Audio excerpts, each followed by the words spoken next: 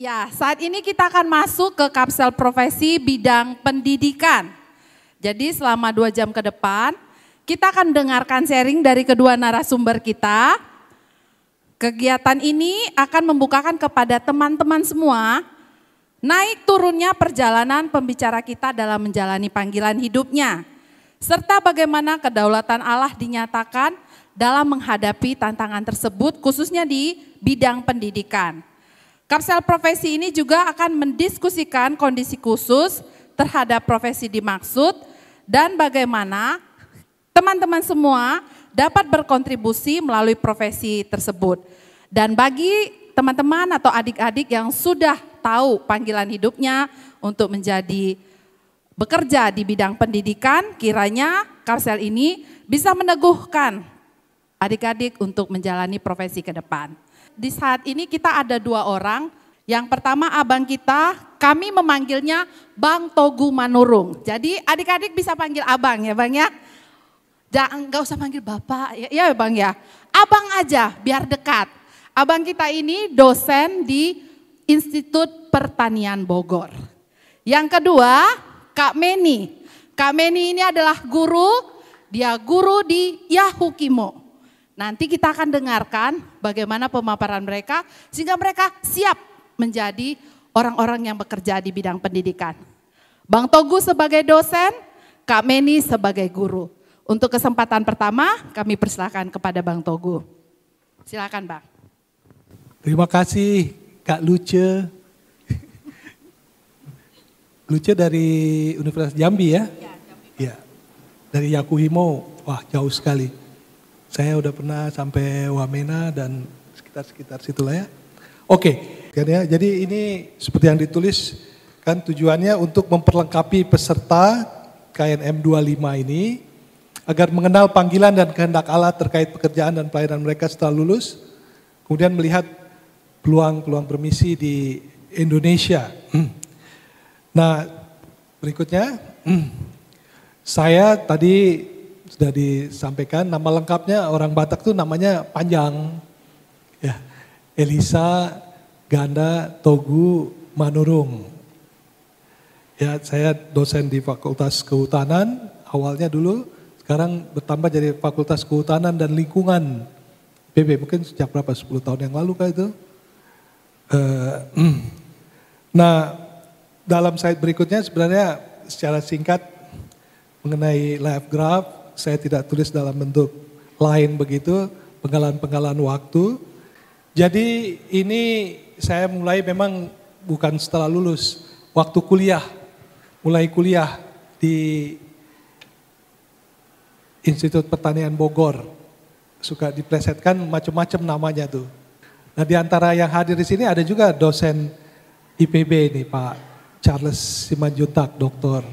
Ada Pak Tony, rektor di suatu universitas Ciputra kalau nggak salah di Makassar sekarang ya, dan mungkin ada yang lain lagi. Nah, saya mengucap syukur seperti halnya adik-adik ini menikmati persekutuan mahasiswa Kristen IPB. Anda di kampus masing-masing ya. Dan itu kesempatan yang luar biasa Tuhan berikan, bisa bertumbuh dalam iman, pengenalan akan Allah, bersekutu dengan mahasiswa Kristen. Di tempat kos ada kelompok PA, bahkan dari awal mulai semester 1 sudah disambut oleh kakak-kakak kelasnya kan. Juga ada persekutuan minggu sore di dalam kampus. Luar biasa, sangat bermanfaat.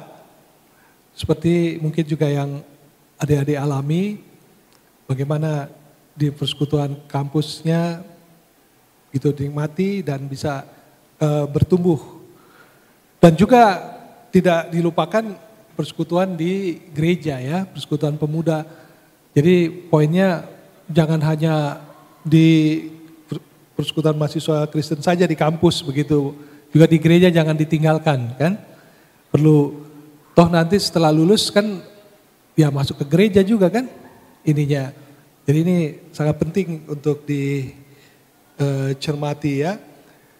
Nah kemudian juga di dalam persekutuan mahasiswa Kristen di IPB itu ada komisi pelayanan. Dan salah satunya adalah komisi pelayanan siswa. Mengajar pelajaran agama Kristen di SMA karena kekurangan guru agama. Ada kesempatan pelayanan masuk di situ dan kemudian mulailah dalam perjalanannya tumbuh keinginan menjadi dosen, melayani mahasiswa di kampus. Dan ini memang menjadi hal yang penting dan ini untuk dibukakan juga kepada Anda dan saya mengerti Anda juga sudah pernah tahu mahasiswa sekarang hari ini Anda akan menjadi pemimpin kan di masa depan. Student today, leaders tomorrow. Jadi ini menjadi dosen ada banyak peluang untuk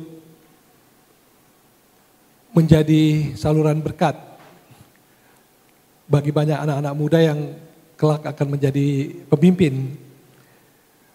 Nah dalam kasus atau dalam hal di Institut Pertanian Bogor itu kan mahasiswanya berasal dari seluruh Indonesia itu.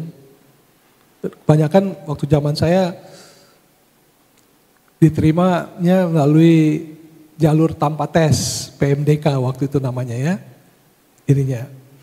Jadi bayangkan ini kesempatan dari berbagai daerah dan nanti waktu dia bekerja, udah lulus, bekerja di berbagai lokasi, berbagai profesi kegiatan kan, baik di pemerintahan, di swasta, di LSM dan macam-macam yang lain.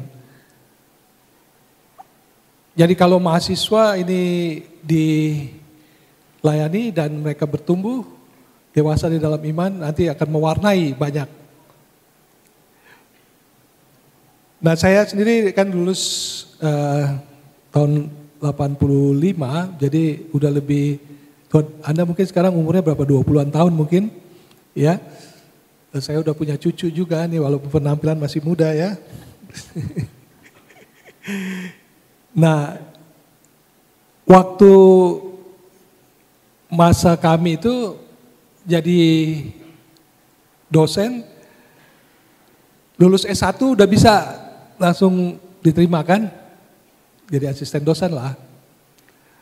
Nah kalau zaman sekarang entah udah beberapa tahun terakhir ini, udah lebih dari 10 tahun terakhir ini kan harus S2 minimum kan, karena udah semakin banyak yang lulus S2. Bahkan di IPB sekarang ada juga yang jadi dosen itu udah lulus S3. Ya. Yang saya mau katakan di situ menjadi dosen kalau Anda punya keinginan, Tuhan panggil Anda juga jadi dosen, sekaligus juga untuk kesempatan pelayanan kampus. Persyaratannya nggak mudah, paling tidak IP-nya kan harus tinggi. Nggak mungkin lah ya, IP-nya 2,0 jadi dosen begitu kan. Ekstrimnya ya. Pastilah di atas 3, bahkan sekarang mungkin di atas 3,5 gitu. Nah, kan semakin banyak juga yang mau menjadi dosen. Nah, sekali lagi ini kesempatan yang baik. Anda bisa mengembangkan karir pendidikannya sampai kepada nanti bergelar doktor. Dan di samping itu yang diharapkan adalah secara sengaja Anda menggunakan kesempatan ini untuk melayani mahasiswa di kampus, bahkan juga sesama dosen Kristen. Dan demikian saya slide selanjutnya lulus tahun 85 dan langsung kemudian bekerja di Fakultas Kehutanan waktu itu sebagai asisten dosen. Dan seingat saya ekstrimnya bahkan kayaknya nggak pakai ngelamar itu, saya udah langsung diterima. Dan strategi yang utama dalam hal ini sebagai dosen, ya kesempatan pertama, bila ada kesempatan pertama untuk melanjutkan studi, diambillah itu. Karena kalau kita sudah jadi dosen, ya upayakanlah bisa menyelesaikan program S3 kan. Lebih cepat tentunya lebih baik. Demikianlah sambil bekerja sebagai asisten dosen ini dalam perjalanan, saya juga kesempatan pertama melanjutkan studi S2 di IPB juga waktu di Sekolah Pascasarjana, program studi ekonomi pertanian waktu itu. Yang pertama tadi saya sebagai sarjana insinyur kehutanan. Nah, waktu itu memang awalnya pakai biaya sendiri untuk melanjutkan studi S2, tentunya dari orang tua. Tapi kemudian mendapatkan beasiswa juga. Poinnya adalah ya sebagai dosen harus rajin juga untuk mencari peluang beasiswa kan, untuk melanjutkan studi. Nah, zaman sekarang itu tersedia relatif berlimpah ya. Pak Charles salah satunya yang banyak memberikan informasi, bahkan juga menseleksi mahasiswa termasuk penerima beasiswa LPDP ininya. Jadi kalau Anda punya keinginan, cita-cita jadi dosen, mau melayani sebagai dosen, rencanakanlah untuk mengerjakan studinya ini kan. Pastilah Anda orang-orang yang sudah terpilih kalau mau menjadi dosen dalam pengertian IP-nya baiklah, baguslah begitu. Karena kalau IP-nya buruk nggak mungkin bisa diterima juga kan. Jadi dosen paling nggak di atas 3,0 begitu ininya. Sekarang mungkin di atas 3,5 karena udah semakin banyak yang lulus cum laude ininya ya. Nah, kemudian waktu mengerjakan S1 juga menikmati persekutuan, sambil bekerja, sambil kuliah tetap juga menikmati persekutuan. Baik itu di persekutuan dengan mahasiswa di kampus, ada persekutuan alumni juga, dan juga di gereja pemuda. Yang mau dikatakan di sini adalah bahwa kita harus tetap berada di dalam persekutuan dan kita dalam mengerjakan pekerjaan, dalam hal ini saya sebagai dosen, bagaimana kita menjadi berkat kan di dalam persekutuan-persekutuan tersebut dan turut ikut serta dalam pelayanan. Nah, kemudian perjalanan berikutnya adalah ya terus melanjutkan studi ini. Jadi banyak juga waktu saya habis kan untuk melanjutkan studi. Dan saya melanjutkan studi ke University of Wisconsin-Madison di Amerika. Nah, waktu itu beasiswanya memang tersedia untuk S2 juga. Entah mengapa pokoknya saya lamar dan diterima. Tapi waktu di sana sekitar 1 tahun terus langsung lanjut menjadi S3 begitu. Mendapatkan beasiswa waktu itu dari Bank Dunia 21. Dan kembali di kampus di sana juga ada banyak mahasiswa Indonesia S1 maupun pascasarjana. Dan bagaimana kita yang saya sebagai dosen di IPB melihat dengan mahasiswa-mahasiswa ini juga berinteraksi, mengikuti dan menikmati persekutuan mahasiswa Kristen yang ada di sana. Lagi-lagi kita harus ikutan di dalam persekutuan ini. Dan kemudian bagaimana kita bisa berkontribusi kan menjadi berkat. Sampai kepada juga kesempatan nanti disampaikan di situ juga menjadi pembicara, bahkan untuk acara-acara pelatihan. Dan termasuk juga adalah karena ada banyak mahasiswa Indonesia di Amerika Utara, masuk Kanada,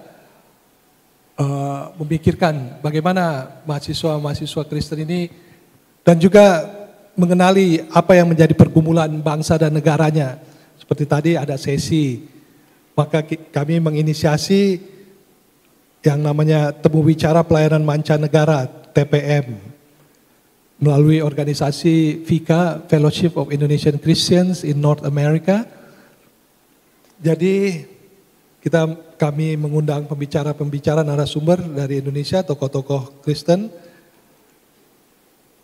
Dan kemudian juga kesempatan yang baik tersebut membuat program-program pelatihan untuk mahasiswa Kristen, khususnya yang studi S1. Jadi semacam pembinaan iman Kristen kepada mereka. Dan kami mahasiswa Pasca Sarjana beberapa menjadi narasumber pembicara seperti itu ya. Di samping itu juga membangun jejaring kerjasama dengan banyak mahasiswa Indonesia yang lain dari non-Kristen. Nah ini juga sangat penting untuk dilakukan sebagai dosen, kita membangun jejaring kerjasama dengan berbagai pihak termasuk teman-teman yang tidak seiman, bekerja bersama-sama, melakukan diskusi bersama tentang berbagai macam politik, ekonomi, sosial, budaya, Hankam di Indonesia, dan acara-acara tahunannya termasuk mengundang narasumber tokoh-tokoh terkemuka nasional dari Indonesia. Lanjut. Nah tadi di slide yang sebelumnya saya lupa menyampaikan, saya menikah dengan Lydia Borusiombing tahun 88, dan kemudian kami bersama-sama juga di Amerika dan keluarga bertumbuh. Ada 2 anak kami yang lahir di Madison, Wisconsin. Anak kami ada 4. Jadi ya keluarga ini bertumbuh, Tuhan memberkati. Dan waktu kami juga saya menjadi mahasiswa, juga ikut mendukung juga pelayanan perkantas. Termasuk di antaranya memberikan persembahan reguler begitu, walaupun statusnya masih sebagai mahasiswa pasca sarjana. Karena saya termasuk beruntung, di samping mendapatkan beasiswa, saya juga bekerja di kampus sebagai research assistant, RA. Jadi ada penghasilan yang sebenarnya lebih besar jumlah yang saya terima uangnya daripada beasiswa yang saya dapat. Ya bersyukur pada Tuhan untuk berkat tersebut kan ininya. Tapi punya beban juga untuk bagaimana menjadi saluran berkat. Nah di samping itu juga sebagai dosen, salah satu fokus perhatiannya juga kan kepada mahasiswa-mahasiswa terutama yang mereka dari ekonomi yang tidak mampu. Dan di Indonesia tentunya ada banyak sekali. Jadi waktu kami ada di Amerika itu juga sudah menyusun, menginisiasi program bantuan beasiswa Agape dari antara sumber dananya mahasiswa Indonesia dari berbagai negara di luar negeri, dan salah satunya sumbernya mahasiswanya ya mereka kasih sumbangan nggak besar, termasuk dengan cara skip lunch, tidak makan siang begitu diloncati, biayanya bisa dikasih begitu sekali-sekali, dan itu dipergunakan untuk membantu siswa dan mahasiswa yang ada di Indonesia di beberapa kota. Jadi itu dimulai tahun 90-an dan bahkan sampai sekarang program tersebut masih terus dilaksanakan di Indonesia. Saya sebagai koordinator nasional juga untuk program beasiswa Agape, termasuk salah satu koordinator wilayahnya ada Kak Rabea yang dari kantor Perkantas Kupang itu ininya memberikan kepada siswa, mahasiswa dan di beberapa kota yang lain. Ya, selanjutnya setelah menyelesaikan program PhD, ya kemudian kembali ke Bogor. Nah, apa yang dilakukan di Bogor, di IPB tentunya ya bekerja sebagai dosen. Dan tadi dengan menceritakan itu saya mau membukakan kepada Anda kesempatan-kesempatan pelayanan tadi kan, macam-macam kan,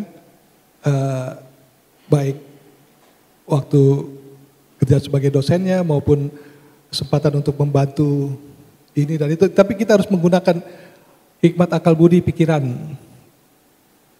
untuk mengembangkan berbagai inisiatif tadi kan, untuk bekerja bersama-sama dan mau proaktif. Dan di dalam pekerjaan sebagai dosen yang utamanya adalah melakukan tridharma perguruan tinggi yang terdiri dari pendidikan, mengajar, penelitian, dan pengabdian pada masyarakat. Nah, di dalam perkembangannya juga kesempatan sekali lagi untuk pelayanan kampus. Di antaranya yang utama adalah menjadi pembina PMK IPB dan juga menjadi dosen agama Kristen di IPB. Ini mungkin terjadi juga di perguruan tinggi negeri lain, ada mata kuliahnya tetapi tidak ada dosen agama Kristen yang secara khusus diangkat. Nah, waktu saya kuliah itu dosennya misionaris dari OMF, tapi terus nggak ada. Tapi yang pelajaran agama Islam ada sudah, bahkan tahun awal 2000 udah ada 10-an kalau nggak salah 10 yang secara khusus diangkat. Jadi harus ada sukarelawan dari antara dosen itu kan. Ini sesuatu yang memang tidak adil, tidak baik. Nah, jadi dari waktu ke waktu juga kami tinggal di dekat kampus, ya mengundang mahasiswa datang ke rumah persekutuan. Pak Charles juga mungkin pernah juga ya mengikuti bersama-sama di rumah kami. Ya kita ngundang, dan kalau orang-orang Batak datang itu makannya segunung gitu kan. Ini banyak, dan melalui kesempatan itu ada bisa berinteraksi dan melakukan pelayanan. Demikian, jadi menjadi dosen pembina IPB, melayani sebagai dosen agama Kristen, dan kemudian juga menjadi pelayan firman di gereja. Dalam hal ini kami di GKI Bogor. Nah, yang saya mau tekankan di sini adalah ada banyak kesempatan pelayanan kampus di samping mengerjakan pekerjaan-pekerjaan utamanya kan sebagai dosen. Mari maksudnya membuka, ini kesempatan yang sangat baik, investasi yang sangat baik, penting dan perlu.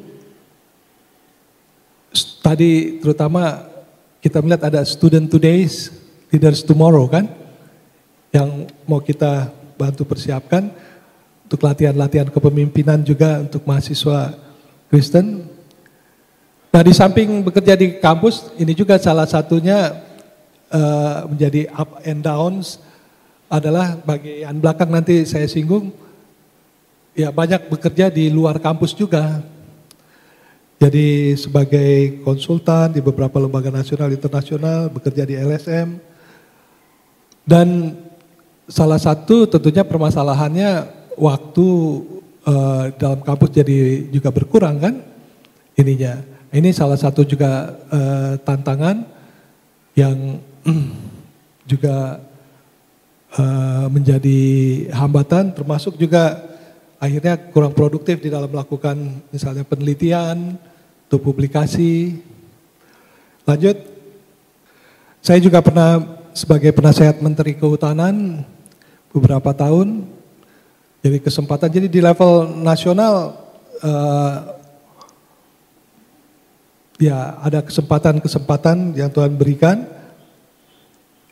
Kemudian juga di kampus IPB juga banyak mahasiswa-mahasiswa yang kondisi perekonomiannya tidak baik, dan kami juga menginisiasi memberikan bantuan dana pendidikan bagi mahasiswa tersebut. Dan sumber dananya termasuk yang dari sendiri dan juga dari alumni. Sampai dengan sekarang saya masih juga mengerjakan itu, dan tadi terus melanjutkan pelayanan bantuan beasiswa Agave. Selanjutnya sejak 2015 saya menjadi koordinator mata kuliah agama Kristen. Nah, Pak Charles juga salah satu yang juga dosen agama Kristen. Ada tim pengajar agama Kristen.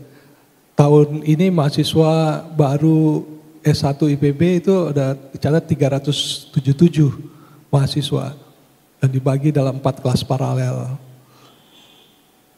Nah, ini kesempatan yang baik, investasi. Di samping tadi menjadi dosen pembina PMK ya. Dan di dalam kesempatan-kesempatan ini juga bagaimana terus bisa berkreasi, aktif, termasuk menginisiasi Forum Dosen Kristen Indonesia. Salah satu bagian dari pelayanan Graduate Center dari Perkantas. Melalui WA Group, awalnya ada pertemuan-pertemuan darat, tapi kemudian ada WA Group, ada persekutuan-persekutuan, sampai sekarang masih berlangsung. Pak Charles juga aktif di dalamnya, dan juga menginisiasi, khususnya waktu zaman-zaman pandemi dimulai, persekutuan alumni PMK IPB, dan sampai sekarang masih berlangsung, ada juga pertemuan bulanan online. Nah, slide terakhir, saya mau menyampaikan kondisi, tantangan, dan potensi profesi dosen ini. Salah satu ladang pelayanan, misi, ada banyak hal tadi bisa diingat peluang-peluangnya, bagaimana kita bisa menjadi berkat. Jadi Anda semua, kita sudah semua tahu ini profesi dosen dan guru ini profesi yang disebut mulia katanya. Sangat penting dan diperlukan untuk mencerdaskan bangsa. Selalu dikatakan demikian. Ya kalau nggak ada yang menjadi guru pengajar, ya siapa yang nanti mau mengisi berbagai posisi itu kan? Yang memikirkan untuk merencanakan pembangunan dan seterusnya. Namun demikian, penghargaan dalam hal ini langsung saja namanya gaji dosen ini kecil, ya, tidak layak, tidak dihargai oleh negara. Beberapa hari lalu Sri Mulyani mengatakan, waduh dia sangat apa sekali. Sri Mulyani sendiri sebenarnya dosen dia di UI, karena rata-rata gaji pegawai dosen itu khususnya PTN itu di Indonesia sekitar 1,3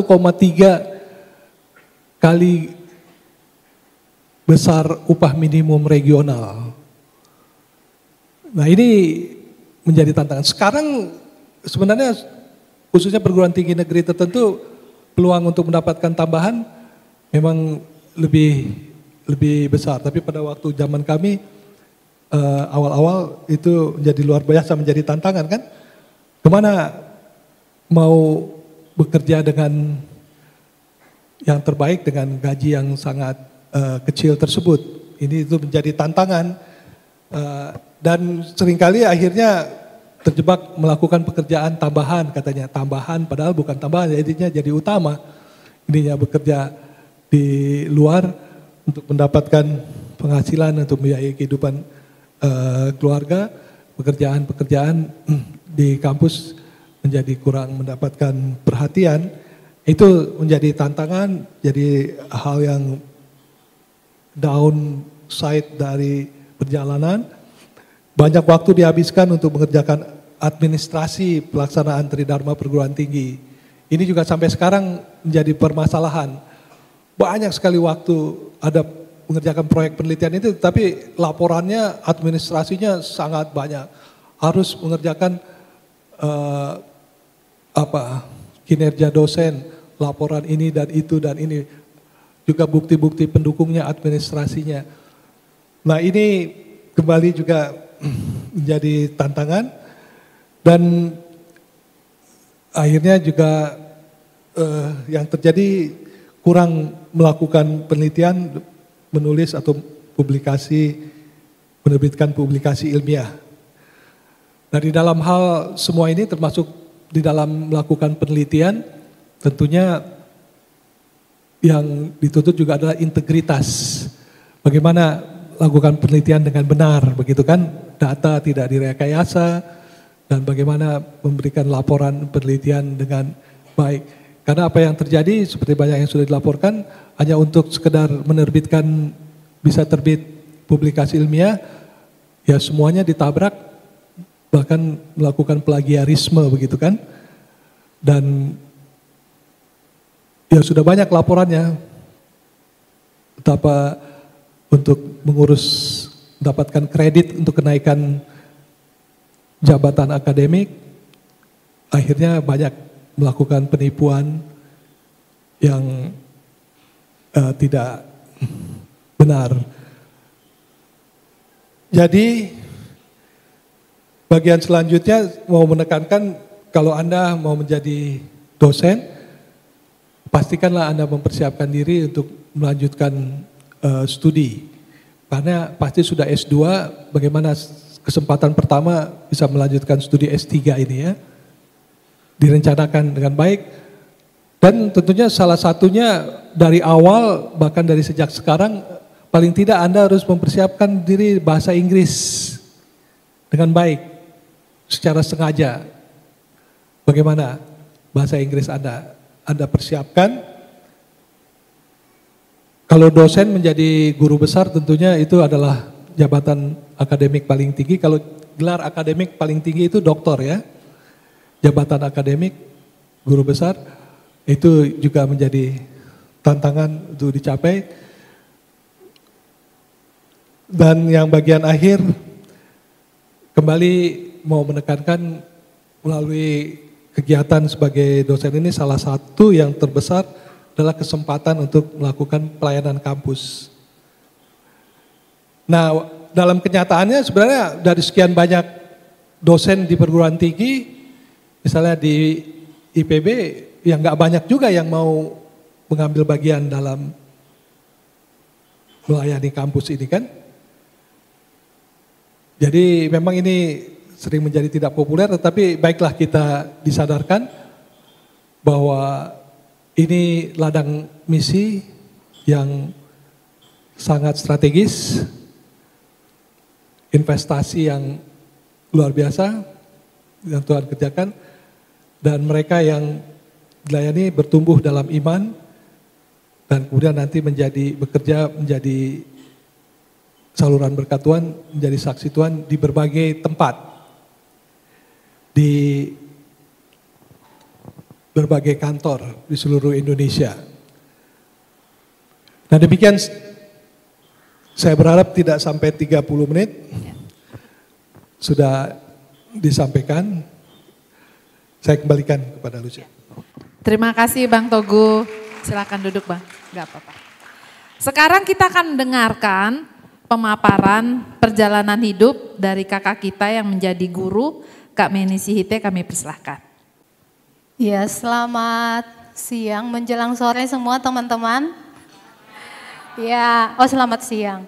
Oke, teman-teman, seperti tadi yang diperkenalkan oleh Kak Luce, saya Meni Sihite, saya melayani di Kabupaten Yahukimo, Provinsi Papua. Saya membuat tema sharing saya hari ini dipanggil menjadi guru yang memuridkan. Ini saya ambil dari 2 camp yang menjadi dasar saya menangkap panggilan Tuhan untuk menjadi seorang guru, teman-teman. Yang pertama itu KNM 2013, saya peserta seperti teman-teman, di Jakarta juga, waktu itu di Ancol, temanya adalah dipanggil untuk kemuliaannya. Lalu tema yang kedua, camp yang menggerakkan saya untuk mengambil bagian menjadi guru yang memuridkan itu, camp guru yang dilakukan di Jayapura. Para narasumbernya itu dari Perkantas Nasional, ada Kak Iin, ada kakak-kakak yang lain lagi dari Surabaya dan lain sebagainya. Nah itu dipanggil menjadi guru yang memuridkan. Jadi dua itu punya sejarah bagi saya untuk menangkap visi ini. Dipanggil menjadi guru yang memuridkan. Next. Ya, profil saya seperti yang teman-teman sudah baca. Saya lahir besar di Sumatera Utara dan sampai kuliah di Medan, di Universitas Negeri Medan, pendidikan bahasa Inggris, Fakultas Bahasa dan Seni. Dan saya dijangkau di sana, dilayani di sana, bertumbuh dan banyak mendapatkan pembentukan di pelayanan UKMKP Unimed. Itu yang menjadi fondasi saya di dalam melayani juga di Yahukimo, teman-teman. Lalu saat ini saya melayani di Sekolah Kristen Yahukimo di DKI, Papua Pegunungan, dan juga menjadi bagian dari tim perintis pelayanan Perkantas Yahukimo di sana. Saya juga mengambil bagian melayani di Gidi Evanastia, menjadi guru sekolah minggu. Next. Ya, ada buktinya ya teman-teman, saya peserta juga seperti teman-teman. Nah, lanjut mungkin, ya ini Kabupaten Yahukimo teman-teman, dulu saya menangkap visi Tuhan di kapsel guru. Waktu itu narasumbernya membukakan tentang kondisi pendidikan di tanah Papua, di Indonesia. Salah satunya yang membutuhkan pengembangan itu di tanah Papua. Hati saya tersentuh waktu pembicara membukakan kondisi pendidikan di daerah 3T. Ada banyak daerah 3T di Indonesia, tapi pada waktu itu Tuhan meneguhkan saya, memberikan hati untuk melayani di Papua. Sejak dari saat itu saya berdoa untuk Papua. Next. Ya, proses saya menerima panggilan sebagai guru sebenarnya panjang ya, tapi ya, saya mulai dari ketika saya menjadi pra-alumni. Tahun 2012 itu saya masih pra-alumni, seperti teman-teman mungkin ada sebagian di sini pra-alumni. Di situ waktu di pelayanan mahasiswa, kita sudah dilayani, dipersiapkan bagaimana mendoakan panggilan yang akan kita kerjakan setelah kita alumni. Dan waktu itu saya mendoakan dan di hati saya dimanapun Tuhan menempatkan saya menjadi guru, saya harus membuka atau merintis pelayanan siswa di sana. Seperti itu, jadi waktu itu saya berdoa untuk itu, lalu ya seperti biasa orang tua mendoakan saya untuk jadi guru PNS. Jadi itu saya doakan juga, lalu saya juga punya mimpi untuk menikah sebelum 30 tahun teman-teman. Apakah teman-teman mendoakan itu juga? Ya pasti ya. Lalu tahun 2013 itu saya lulus kuliah, ikut KNM, seperti yang tadi saya bilang saya menangkap visi khusus untuk Papua itu di camp, tapi belum tahu lewat apa saya ke sana, begitu. Belum ada petunjuk lewat jalur apa saya ke sana. Lalu kembali ke Medan, saya ngelanjut guru honor dan juga privat dan ngajar di bimbel, supaya tidak menjadi beban orang tua. Jadi itu bukan berdasarkan visi pada waktu itu. 2014 Tuhan buka peluang melalui program SM3T, Sarjana Mendidik ke Daerah Tertinggal. Waktu itu saya berdoa, Tuhan tahun lalu saya ikut KNM dan kalau Tuhan berkenan Tuhan tempatkan saya di Papua. Waktu itu pemerintah menempatkan mereka yang akan menempatkan dari Aceh atau ke Papua. Jadi kita tidak bisa memilih, begitu. Tapi puji Tuhan, Tuhan buka jalan waktu itu lewat pemerintah. Tuhan berdaulat juga lewat pemerintah dan menempatkan saya di Kabupaten Yahukimo. Nah, waktu mau memilih SM3T ini, orang tua saya minta saya CPNS bersamaan waktunya, begitu. Coba PNS saja, nanti SM3T itu hidupmu sulit, kayak begitu. Di daerah 3T. Dan akhirnya setelah pergumulan panjang, orang tua dan keluarga saya mengizinkan saya berangkat 2014 ke Papua. Saya sangat bersuka cita waktu itu karena mengingat di camp itu saya langsung membayangkan mengajar anak-anak Papua. Siswa saya itu anak-anak Papua, padahal saya belum ke sana gitu. Dan ketika 2014 itu saya ketemu dengan anak-anak itu, saya bersyukur sekali teman-teman. Apa yang membuat saya bersyukur? Teman-teman di sana itu pendidikan guru itu sangat terbatas begitu. Saya mengajar sedikit hal saja, mengajarkan huruf sama mereka, memberi waktu sama mereka, itu bagi mereka itu sudah sesuatu yang sangat luar biasa. Ketika saya duduk dengan mereka, menepuk-nepuk pundak mereka, kamu bisa begitu, hanya memberikan seperti itu saja, anak-anak itu kayak merasa senang sekali begitu. Hal-hal kecil yang saya kasih, tidak hanya sama guru, tidak hanya sama siswa, tetapi juga sama teman-teman guru yang ada di sekolah yang saya layani itu, mereka sangat bersyukur. Jadi ketika saya ke sana pertama kali itu tidak hanya mengajar siswa, tapi juga mengajar guru-guru teman-teman saya yang saya dapati di sana waktu itu. Hati saya itu sangat bersuka cita karena Tuhan taruh itu waktu di camp, teman-teman, di kapsul guru saya dapatkan. Lalu di tahun 2015, saya di sana menghadapi tantangan sesuai konteks di sana, demo tentang kemerdekaan, dan itu mengganggu sekali dengan kami, guru-guru pendatang. Itu jadi ancaman juga untuk keamanan kami tidak bisa kemana-mana dalam waktu 1 atau 2 minggu lebih, tidak ke sekolah juga. Kita pertama sekali menyaksikan pembakaran ban di mana-mana, kita tidak bisa ke pasar, disuruh di rumah, dan bahkan waktu tidur tengah malam kami pernah dijemput tentara supaya tidur di koramil, seperti itu. Dan situasi itu teman-teman, saya dari Medan, saya tidak pernah mengalami itu, dan itu sesuatu yang membuat hati saya juga sempat tidak mau untuk menetap di sana. Nah, kisah yang lain lagi di 2015 itu teman-teman, saya didekati dengan anak pemuda setempat dan akhirnya saya berpacaran kayak begitu dengan anak pemuda setempat. Ini menjadi tantangan di alumni ya teman-teman, dan saya tidak bergumul lama. Dia seorang pejabat waktu itu dan tawarannya adalah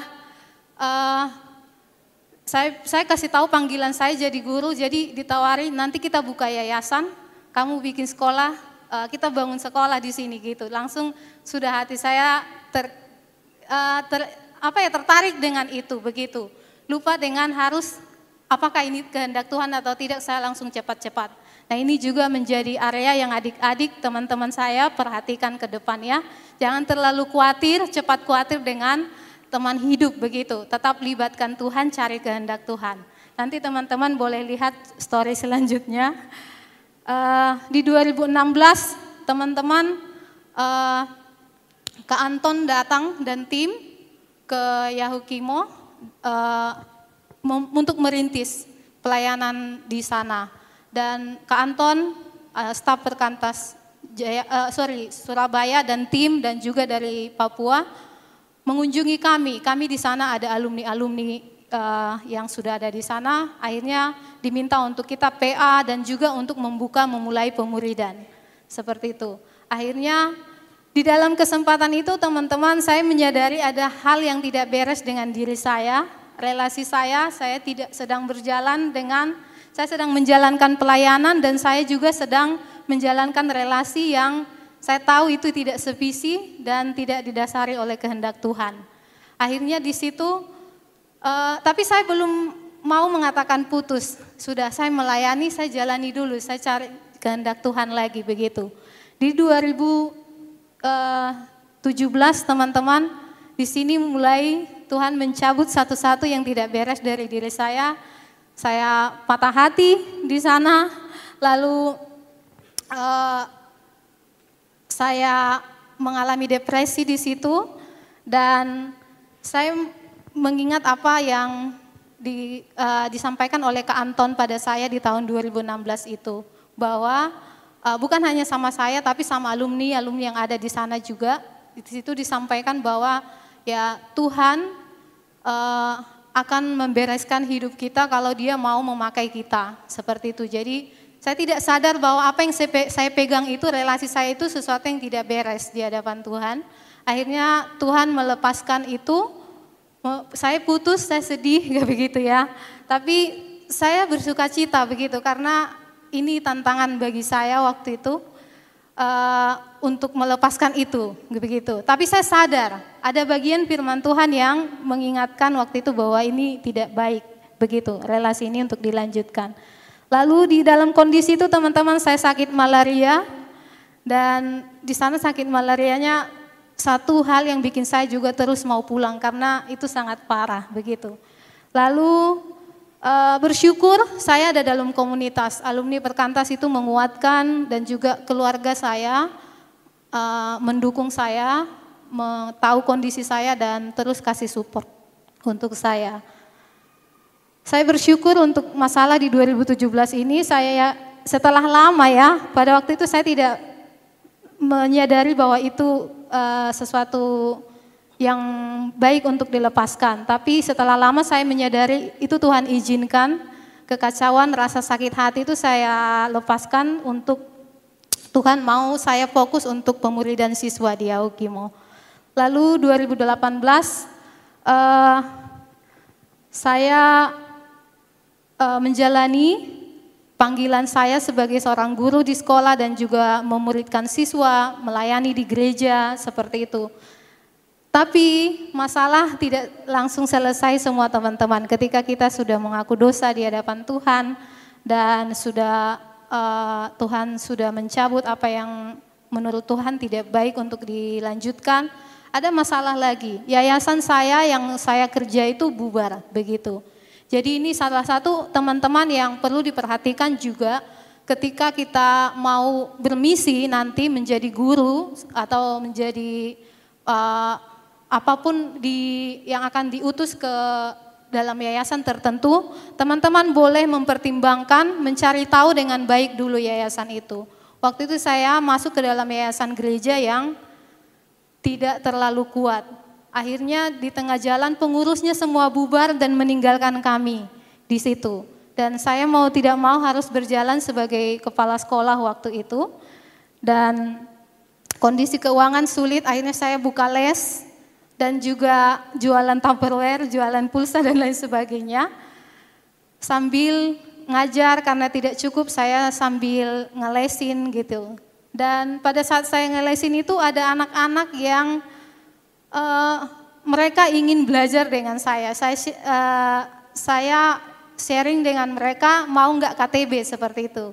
Dan itu menjadi anak-anak KTB yang saya pimpin sampai mereka tamat dan saat ini ada menjadi peserta camp nasional. Boleh berdiri adikku Nonce? Ya. Ya, Nonce ada dia menyaksikan bagaimana saya hidup di sana dan teman-teman yang ada, Yomin juga, Yomin di angkatan selanjutnya. Lalu seperti itu teman-teman, terus berjalan masalah 2019 ada masalah rasisme, demo di mana-mana, sekolah ditutup dan saya harus pulang ke Medan, begitu.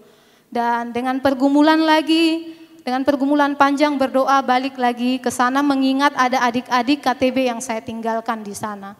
Dan ada siswa yang mau diajar yang harus dilayani di sana. Akhirnya saya balik 2020, lalu 2021 terjebak dalam sebuah perang suku. Saya di dalam gereja, kami habis melayani, habis beribadah, kita dapat serang. Semua gereja dari luar dilempari batu, panah masuk, Dan di depan saya waktu itu para hamba Tuhan sudah tertancap panah-panahnya, bercucuran darah. Anak-anak keluar dari kaca seperti itu, tapi orang di luar itu sudah siap-siap untuk membunuh begitu, untuk membunuh orang-orang yang di gereja saya. Saya di dalam gereja sudah penyerahan diri dan Tuhan kalau ini memang waktunya sudah ambil sudah gitu. Karena di luar itu sudah ini. Akhirnya puji Tuhan Brimob datang kasih naik tembakan dan mereka mundur semua dan akhirnya kami bisa keluar dari tempat itu. 2022 bersyukur saya selamat lagi begitu, ada demo pada waktu itu dan saya tinggal di rumah, di luar sudah kacau, rumah hampir dibakar, saya penyerahan diri lagi dan puji Tuhan ada jemaat yang manggil orang yang mau membakar itu, jangan itu rumah kami, seperti itu saya dengar dari dalam rumah.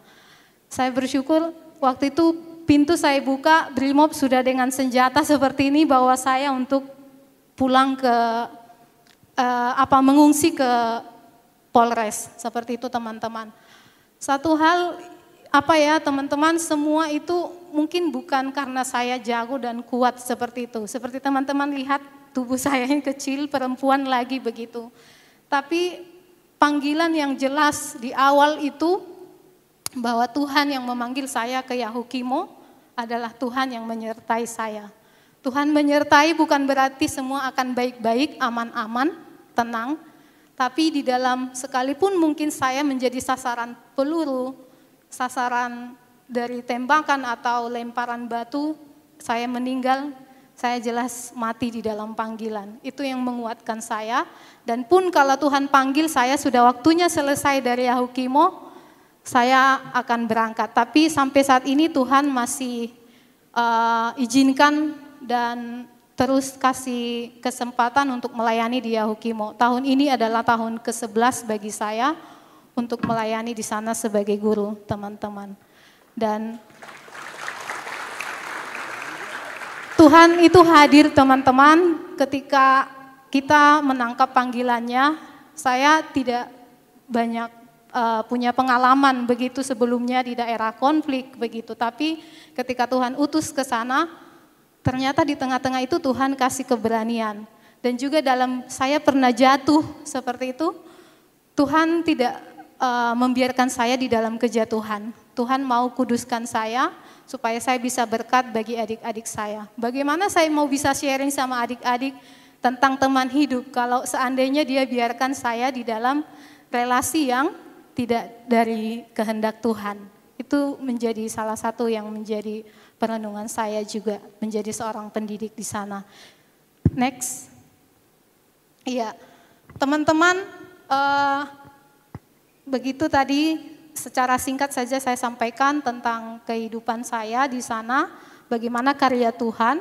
Saya mau menyampaikan kepada teman-teman seperti yang saya baca dari buku ini, Berjalan dengan Tuhan di dalam kelas, itu penulisnya adalah Brumelen.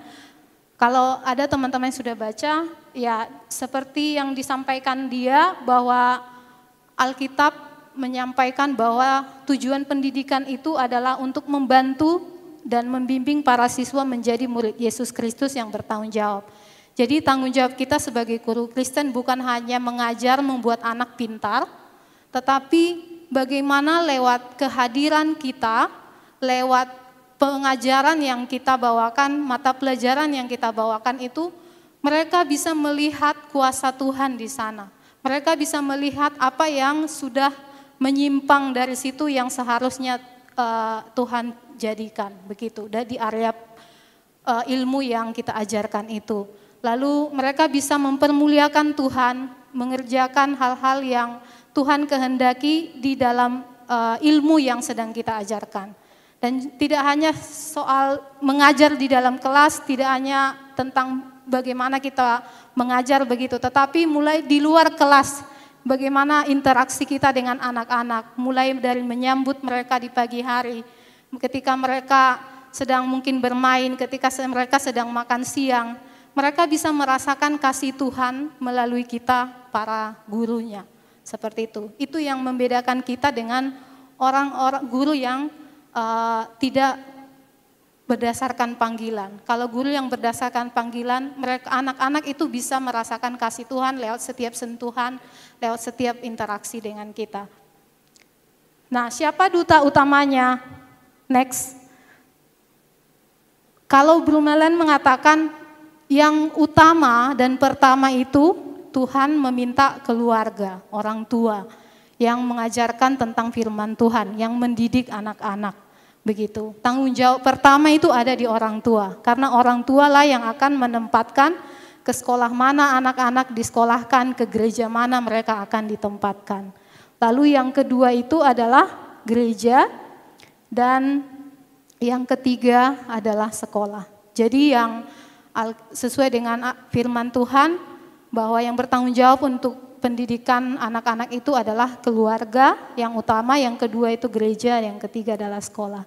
Nah, ketiganya harus berdiri atas firman Tuhan dan api Roh Kudus dan perlu bekerja sama. Jadi keluarga, gereja dan sekolah itu harus kerjasama. Pengalaman saya sebagai guru, teman-teman, ketika orang tua yang takut akan Tuhan dan sudah mengajarkan yang baik dari rumah, itu sangat mempermudah kami guru-guru di sekolah, kita nantinya. Begitu, guru-guru di sekolah. Next. Nah, kejatuhannya apa di pendidikan Kristiani, teman-teman? Keluarga, gereja, dan sekolah tidak lagi memprioritaskan pemuridan. Kalau keluarga memprioritaskan pemuridan, maka gereja dan sekolah akan lebih mudah mengerjakan bagiannya. Begitu. Itu yang menjadi masalahnya. Jadi kita tidak bisa menggantikan keluarga, teman-teman. Kita tidak bisa menggantikan peran gereja juga. Tapi peran sekolah itu Tuhan bisa pakai untuk menjangkau siswa. Apa yang bisa kita kerjakan? Next. Nah, di sekolah itu kita bisa membantu mereka untuk memperdalam kesadaran mereka bahwa seluruh dunia adalah ciptaan Tuhan. Kayak kita mau mengajarkan bahasa, mengajarkan IPS, mengajarkan sains, dan lain sebagainya, itu ada di bawah, di dalam otoritas firman Tuhan. Mereka harus melihat itu, kita harus menunjukkan itu sama mereka. Lalu menggali bersama-sama bagaimana dosa telah merusak area-area itu, bahasa, sains, IPS, dan lain sebagainya. Lalu kita membantu siswa untuk mengerti bahwa mereka memiliki tugas khusus dalam dunia ini untuk melakukan perbaikan di area itu. Tapi tidak bisa terjadi lewat diri mereka kalau mereka tidak mengalami penebusan di dalam Kristus. Dan tentu gurunya dulu harus mengalami ini. Kalau gurunya belum mengenal Kristus, bagaimana mau memperkenalkan Kristus sama anak-anak itu? Seperti itu. Lalu kalau anak-anak sudah mengenal Tuhan, maka kita bisa menolong mereka juga untuk membawakan perubahan di area yang mereka akan geluti nanti sesuai bakat dan minat mereka. Jadi mereka mengenal pandangan-pandangan yang salah, kan banyak juga yang diajarkan di mata pelajaran umum itu yang tidak sesuai dengan firman Tuhan. Begitu, jadi mereka bisa melihat itu. Next. Nah Brummelen bilang seperti ini, kita mempertaruhkan pembinaan anak dalam Tuhan apabila sekolah mereka tidak dapat dengan terbuka menyatakan bahwa langit menceritakan kemuliaan Allah dan bahwa titah Tuhan itu tepat dan menyukakan hati. Artinya, apa yang membedakan sekolah Kristen, guru Kristen, harusnya itu kita mengajarkan atau memperkenalkan Kristus kepada mereka. Mungkin ada nanti teman-teman yang Tuhan panggil mengajar di sekolah umum yang siswanya itu tidak Kristen semua. Kita tidak bisa mengajarkan Kristus secara langsung begitu. Tapi kita bisa memperkenalkan Kristus dengan bagaimana cara kita menyapa, menangani mereka, melayani mereka, seperti itu. Jadi itu tujuan dari pendidikan. Kalau itu tidak ada, maka kita misalnya hanya menjadi guru, ya udah supaya saya lepas dari tanggung jawab orang tua, saya dapat gaji, yang penting saya sudah ngajar, saya sudah masuk di jam saya selesai, maka itu bukan tujuan dari pendidikan yang Tuhan mau. Nah, pada akhirnya semua pengetahuan termasuk tentang pengetahuan yang alkitabiah akan sia-sia kecuali kalau siswa menerima kasih karunia melayani Roh Kudus. Teman-teman, saya mengajar di sekolah Kristen. Bisa saja sekolah Kristen itu banyak aktivitas yang rohani. Semua perayaan dilakukan, tetapi anak-anak tidak mengenal Tuhan.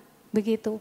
Nah, kita harus sampai kepada pendekatan secara personal. Anak-anak harus bisa mengenal Tuhan, bukan karena kita, tapi kita terus berdoa melibatkan Roh Kudus begitu, untuk memberitakan Injil sama mereka. Jadi kadang aktivitas rohani itu terlalu banyak, dari jam 7 sampai jam 3 sore kami baru pulang begitu. Tapi saya pernah mengalami dan komplain kepada ketua yayasan saya ketika saya merasakan tidak ada pemuridan dalam semua yang kita kerjakan ini. Dan akhirnya kami mengubah program. Jadi nanti teman-teman bisa hadir juga bukan hanya langsung kepada siswa tapi juga menyuarakan program-program yang bagus yang bisa menjangkau siswa. Jadi Tuhan memanggil teman-teman dan saya untuk memuridkan bukan hanya untuk mengajar. Menjadi guru adalah sebuah panggilan atau pelayanan yang bertujuan untuk mempersiapkan siswa untuk pekerjaan pelayanan. Jadi tidak hanya membuat siswa pintar. Kalau membuat siswa pintar sekolah sudah banyak. Tapi untuk mengenal Tuhan itu sangat terbatas. Kita bekerja bukan hanya untuk dewan pengurus sekolah maupun siswa kita tapi juga untuk Tuhan. Tantangannya teman-teman secara spiritual menjaga integritas kita ya. Itu walaupun kita ada di yayasan Kristen, di sekolah Kristen, kita tetap bergumul dengan integritas. Bagaimana kita menghidupi firman Tuhan terlebih dahulu sebelum kita menyampaikannya kepada teman-teman, kepada juga siswa kita.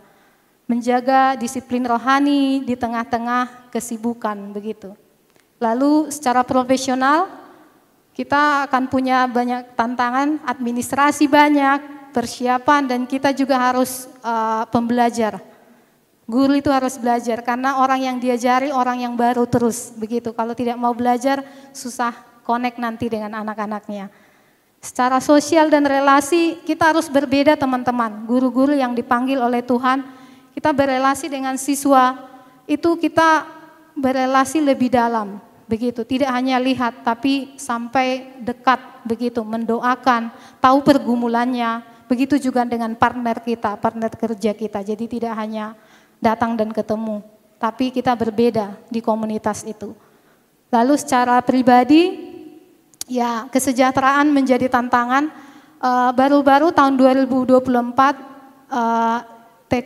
STT Saat dan MPK Majelis Pendidikan Kristen membuat sebuah penelitian dan ini kesejahteraan guru Kristen menjadi salah satu tantangan. Gajinya sedikit, padahal tanggung jawabnya besar, begitu. Dan seperti saya di Yahukimo biaya hidup besar, tinggi. Ya gajinya kalau mungkin orang dengar dari luar besar begitu, tapi ketika datang ke sana biayanya itu tinggi. Jadi itu menjadi pergumulan kadang. Lalu keluarga menginginkan apa, kita harus mengerjakan apa gitu. Keamanan, kenyamanan, keinginan dan lain sebagainya. Nah, apa yang menjadi tantangan teman-teman saat ini untuk meresponi panggilan Tuhan, untuk menjadi guru yang memuridkan? Pasti saya yakin ada. Teman-teman bawakan itu di dalam doa, jangan takut, Tuhan menyertai. Yang penting teman-teman pastikan bahwa ini panggilan dari Tuhan. Banyak belajar, banyak bertanya, banyak membaca, banyak mencari informasi, kayak begitu. Saya percaya Tuhan akan menolong teman-teman untuk panggilan yang akan Tuhan nyatakan. Berakhir. Ya, banyak siswa yang sedang dimuridkan oleh dunia ini ya teman-teman, dimuridkan dalam tanda kutip. Kalau anak-anak tidak dimuridkan, maka dunia ini memuridkan mereka. Media sosial ya, yang negatif dan juga mungkin hal-hal yang lain. Dan mereka membutuhkan guru-guru Kristen yang mau memuridkan mereka. Dan itu sangat sedikit teman-teman, sulit sekali. Mencari guru saja yang mau di pedalaman, hanya guru itu sulit. Apalagi guru yang mau memuridkan lagi. Sudah ngajar harus pimpin KTB lagi. Dan itu perjuangannya sangat besar begitu. Tidak hanya secara fisik tapi juga secara finansial dan lain sebagainya. Itu ya kita harus bekerja extra mile gitu. Ya Tuhan memanggil kita untuk mengerjakan amanat agungnya untuk memuridkan.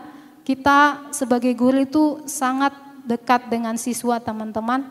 Ya salah satu yang menjadi tujuan pendidikan itu adalah untuk memuridkan. Nah Tuhan meminta kita untuk memuridkan siswa-siswa kita. Saya bersyukur untuk kesempatan ini. Terima kasih untuk Kak Luke yang sudah memberikan. Terima kasih. Ya, terima kasih. Pegang aja Kak, silakan duduk Kak. Ya, inilah narasumber kita, satu dari dosen dan satu dari guru. Jadi ini waktu kita untuk bertanya, untuk mempertajam panggilan kita. Kira-kira aku sudah mau jadi guru nih, apa ya yang aku harus persiapkan? Aku mau jadi dosen nih, apa yang aku mau persiapkan? Ada pertanyaan dulu nih untuk Bang Togu dengan Kak Meni. Bang Togu dan Kak Meni tadi ceritanya, aduh saya aja agak mengharu biru juga ya. Bang Togu udah tahu loh, jadi dosen tuh gajinya kecil. Sudah kuliah di luar negeri sampai S3. Balik ke Indonesia gaji kecil, nggak dihargai negara. Tapi kok tetap mau jadi dosen? Kami ini juga udah orang Medan, pergi ke Yahukimo. Di sana kayak ngantar nyawa, kayak nggak ada tempat ngantar nyawa kan. Sudah beberapa kali mau dibunuh di sana dengan keadaan di sana. Saya sangat mengerti karena kakak saya juga di Puncak Jaya, Niaga, dan agak sama kondisinya. Kok mau tetap jadi guru? Kalau mau bilang gaji, aduh jauh. Mau bilang fasilitas, jauh banget. Mall aja nggak ada gitu ya. Tapi kok mau? Apa ayat firman Tuhan yang bisa benar-benar atau perkataan siapa yang bisa benar-benar merasuk ke hati yang meyakinkan apapun yang terjadi. Aku akan jadi guru, aku akan jadi dosen. Dan apa sih menurut abang dan kakak definisi sukses dalam dunia pendidikan? Oke, mungkin dari Bang Togu dulu, baru dari Kak Meni. Silakan. Terima kasih Luce. Jadi waktu saya memutuskan mau jadi dosen ini, komunikasi juga kan dengan orang tua kan, harus kan. Ya mereka juga udah langsung berpikir ya, kalau anakku jadi dosen ini kemana lah ini ekonominya kan. Sebagai informasi bapak saya kerja di Bank Indonesia, jadi kami ya berkecukupan lah ya, secara gamblangnya begitu. Nah jadi yang menjadi motivasi kuat atau latar belakangnya ya karena senang mengajar ya, mengajar berinteraksi dengan sesama manusia di kampus, dan kemudian juga ada motivasi untuk melayani mahasiswa di kampus. Udah tahu gaji memang kecil, ya itu juga yang menjadi keheranan kami kan, punya 4 anak semuanya bisa menyelesaikan studi di perguruan tinggi negeri, dan Tuhan yang mencukupkan kebutuhan-kebutuhan yang kami perlukan. Jadi yang menguatkan dari firman Tuhan ya Tuhanlah yang memelihara kehidupan anak-anaknya, mencukupkan kebutuhan, dan bahkan secara terus terang gamblang ya, kami tidak pernah mengalami kekurangan ininya sesungguhnya, bahkan berkelimpahan ini yang Tuhan berikan berkat. Demikian secara singkat ya. Oke, yang berikutnya Bang, definisi sukses dalam dunia pendidikan menurut abang apa? Ya definisi sukses dalam dunia pendidikan, yang pertama tentunya bagaimana ya dosennya bisa mempersiapkan diri, memberikan materi pendidikan yang terbaik, Dan salah satunya tentunya dosennya ya menyelesaikan pendidikan gelar akademik paling tinggi, dan kemudian juga mahasiswanya mengerti materi pendidikan, dan terutama untuk mahasiswa Kristen kesempatan mereka bertumbuh di dalam iman, pengenalan akan Kristus, sehingga itu yang akan menjadi berkat mewarnai kehidupan mereka, termasuk dalam mereka juga nanti mau memilih pekerjaan, memilih jodoh dalam kehidupan rumah tangga, jadi bertumbuh di dalam ilmu pengetahuan dan juga di dalam iman percaya kepada Yesus Kristus untuk yang mahasiswa Kristen khususnya ya. Kelihatan sih ya, masa abang ini dari tadi kan masuk kuliah udah aktif PMK, udah tamat tetap ikut alumni, bukan cuman ikut loh, terlibat. Kadang-kadang kita coba nanti kita lihat nih di sini semua nih. Kalau udah jadi alumni masih datang nggak nih? Ikutan acara alumni nggak? Ikutan bantuin kampusnya nggak? Ikutan pelayanan di gereja nggak? Nah itu yang sangat membantu ya. Kayaknya dari ceritanya Bang Togu tadi dia selalu menampilkan itu ya dalam kehidupannya sehari-hari. Terima kasih Bang. Kami ini bagaimana? Kalau dari saya, kenapa bisa bertahan di sana? Seperti tadi yang saya lihat, Tuhan sudah mengampuni saya yang pertama itu ya. Saya sempat salah memilih relasi begitu dan Tuhan mengampuni dan memurnikan lewat kehadiran Kak Anton dan tim waktu itu jelas panggilan Tuhan memuridkan siswa. Panggilan di KNM dan juga di Camp Guru waktu itu. Dan itu saya pegang. Dan gaji kurang, tapi Tuhan buka jalan lewat berbagai hal waktu itu. Dengan Tuhan kasih hikmat buka les.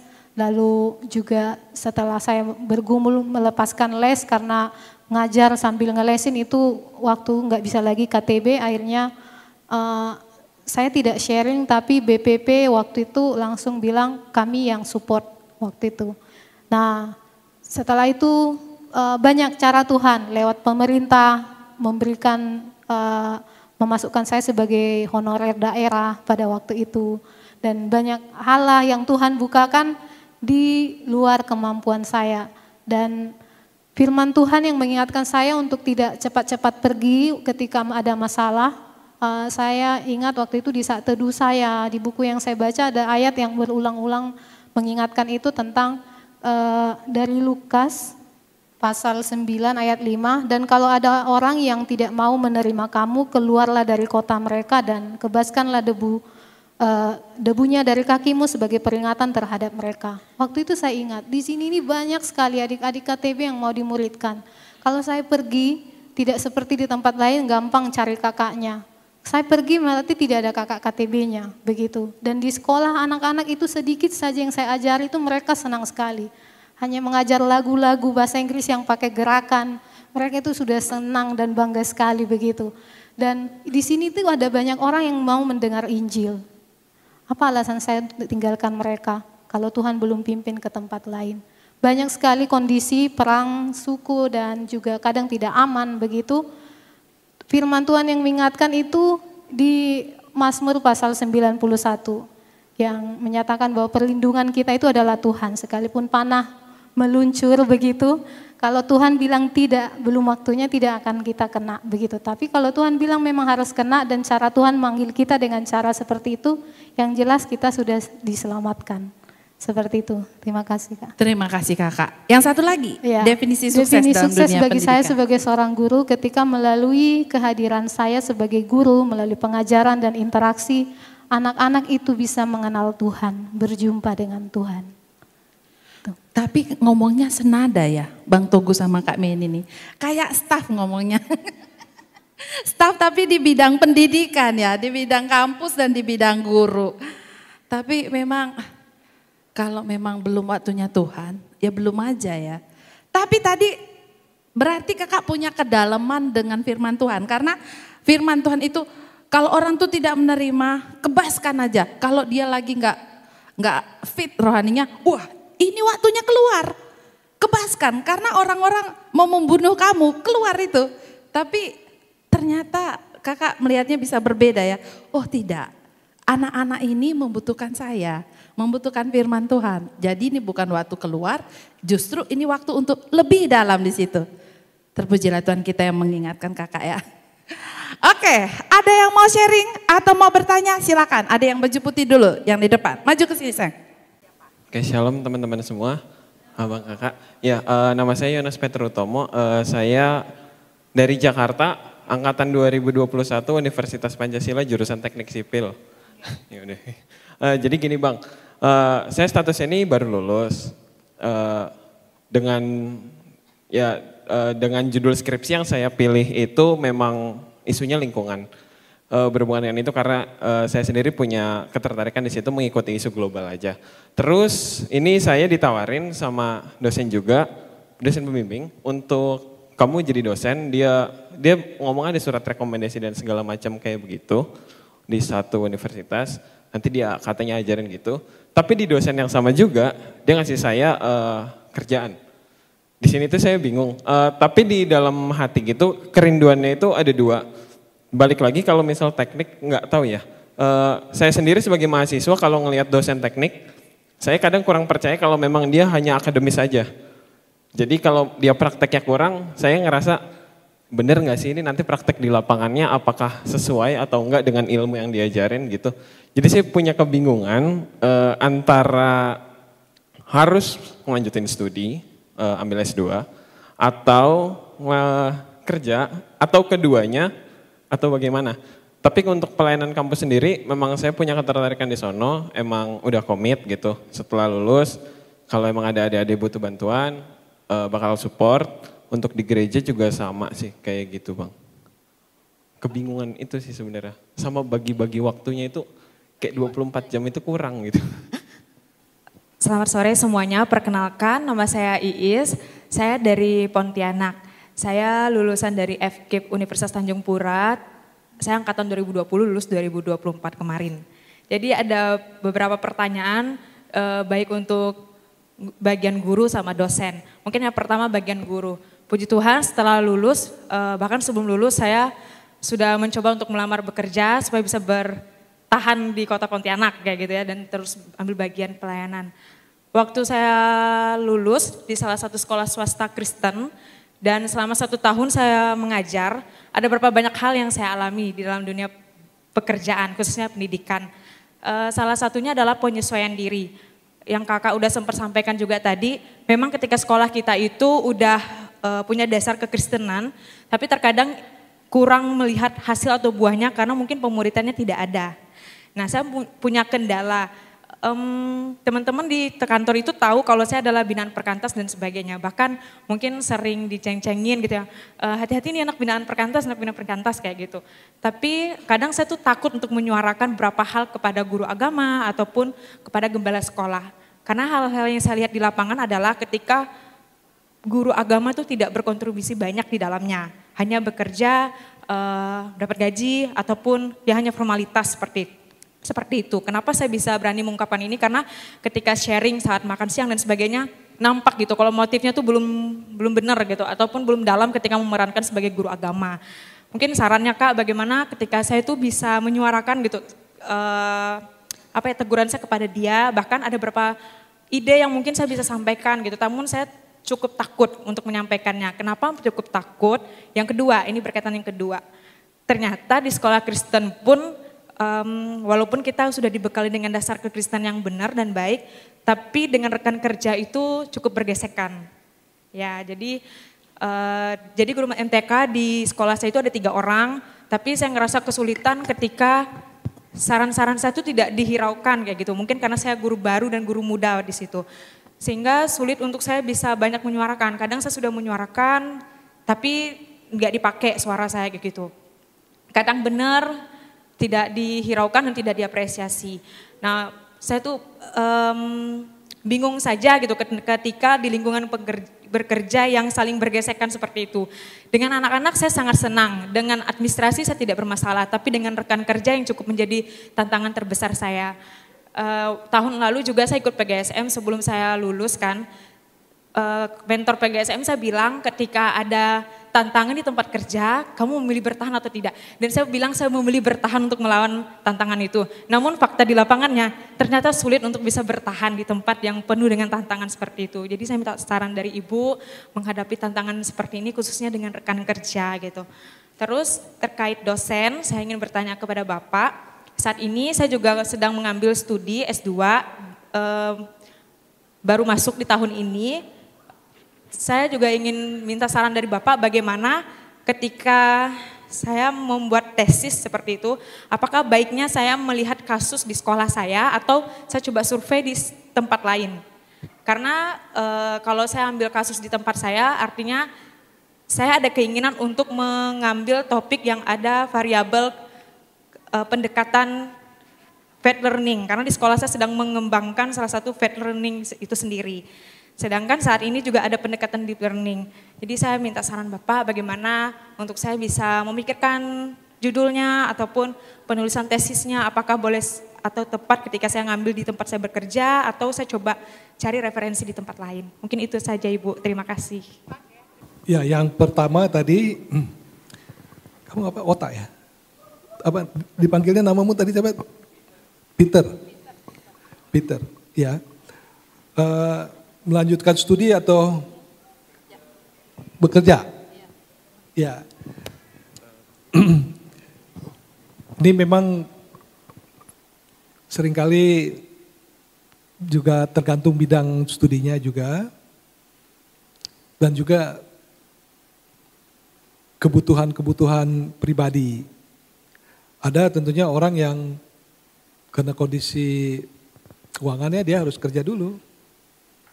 Ya, dan itu sah saja, bukan dibilang suatu hal yang salah. Tapi secara umum, kalau ada kesempatan, saya lebih menyarankan sebenarnya berdasarkan pengalaman, ya punya pengalaman kerja lah dulu. Pengalaman kerja apalagi yang tadi dalam bidang lingkungan misalnya, sehingga tahu keadaan di lapangan, begitu, itu akan memperkaya. Nanti akan mewarnai juga dalam mengerjakan studinya kan, punya pengalaman lihat di lapangan. Diharap itu bisa menjawab ya ini. Dan soal membagi waktu yaitu latihan-latihan lah. Bagaimana setiap orang tentunya berbeda-beda. Yang penting tahu goalnya apa dan mana yang menjadi prioritas kan. Itu dulu yang harus diselesaikan sehingga ya first come first yang harus dikerjakan kan dalam memanfaatkan waktu yang dipunyai itu kan ininya. Mudah-mudahan menjawab ya singkat ya ininya. Nah soal memilih penelitian untuk penulisan tesis, kembali ini nggak ada jawaban hitam dan putih begitu ininya. Mana yang paling baik, apa yang menjadi kebutuhan yang diperlukan kan oleh sekolah atau institusi di mana Anda bekerja tersebut, dan juga keinginan pribadi, apa yang disenangi, karena melakukan penelitian juga sangat baik bila itu membangkitkan sukacita kan dengan melakukan kegiatan tersebut. Jadi untuk penelitian mengenai institusi sendiri itu sesuatu yang sangat berharga, baik dan diperlukan untuk menjadi masukan untuk tujuan bisa mengembangkan kapasitas dari institusinya sendiri kan, untuk mengkoreksi hal-hal yang kurang baik sebut saja begitu, tujuan-tujuan seperti itu. Jadi itu pasti ada yang membutuhkan. Tapi kalau dari hal yang lainnya di luar itu juga ada keperluan. Jadi kembali ada mana yang disukai begitu kan, yang membuat itu menjadi lebih bersukacita dan mengerjakannya dengan yang terbaik. Berharap bisa menjawab ya. Baik, untuk tadi pertanyaan bagaimana penyesuaian dengan rekan kerja. Teman-teman, kadang alumni Perkantas itu kelebihannya banyak, begitu ya. Tapi saya pribadi menyadari bahwa sering sekali kami pernah membahas dengan teman-teman alumni lain, dengan bekal yang kita sudah dapat dari mahasiswa yang sangat banyak itu, kadang itu mendominasi ketika kita masuk ke dunia kerja. Kita mau membuat gebrakan di sana sini, masuk ke semua area seperti itu. Dan itu menjadi tantangan buat kita. Kita untuk memulai itu kita harus ngerem dulu, belajar penyesuaian. Karena tidak mudah untuk mengubah yang sesuatu yang sudah lama yang sudah dikerjakan dan kita langsung mengubah dengan cepat. Nah, teman-teman, saya juga bergumul dengan area itu begitu. Bagaimana menyesuaikan dengan teman-teman kerja.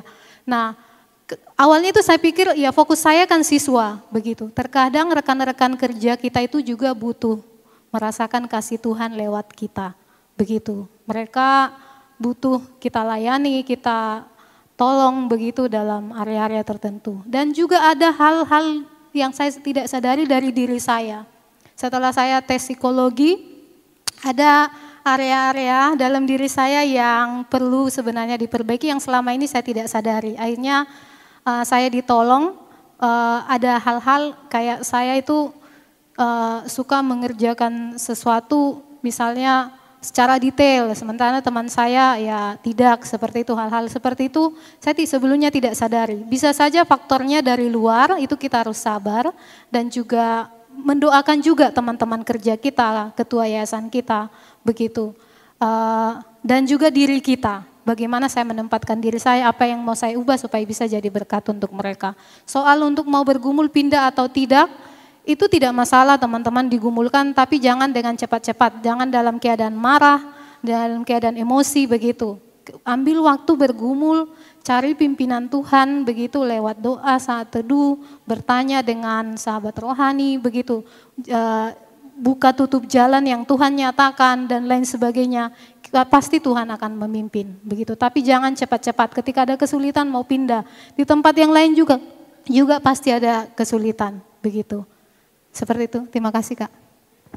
Berarti perlu berani juga menyuarakan ketidakbenaran ya Kak ya? Iya, tetap disuarakan tapi dengan kasih. Begitu, mungkin belum berdampak, belum didengar, berdoa saja, nanti Tuhan yang bekerja.